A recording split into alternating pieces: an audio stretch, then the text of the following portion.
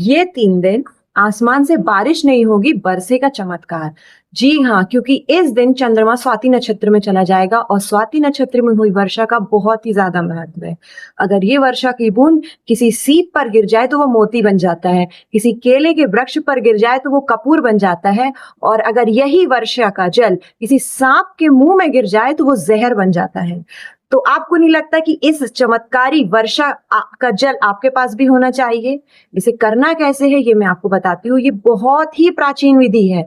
हमारे पूर्वज इसे करते हुए आए हैं तो हम क्यों नहीं कर रहे?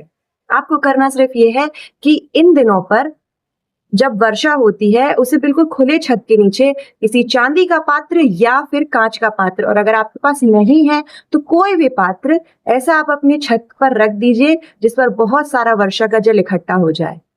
इसके बाद जिस दिन ये वर्षा का जल इकट्ठा होता है, आपको इसे पूरे घर पर इसका छिड़काव कर देना है। घर के प्रत्येक सदस्य को इसे भले ही एक-एक चम्मच और पीने के लिए ज़रूर देना है।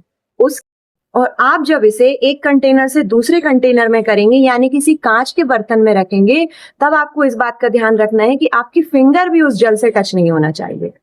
और इसे आपको अब साल भर के लिए किसी ऐसे स्थान पर रख दीजिए जहां पर किसी की दृष्टि ना हो और कोई इसे टच भी ना करे। अगर ये उत्तर दिशा में रख सकते हैं तो अति उत्तम होगा।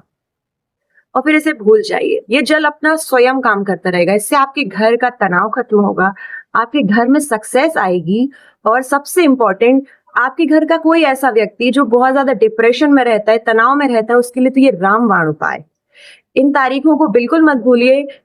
इसकी जो डेट है और इसका जो समय है ये मैं अपने स्क्रीन पर डिटेल्स में दे रही हूँ। आप फटाफट से इसका स्क्रीनशॉट ले लीजिए। अगर किसी दिन वर्षा नहीं होती है तो अगली तारीख के लिए तैयार रहिए, परंतु ये उपाय इस वर्ष जरूर कर लीजिए। Thank you.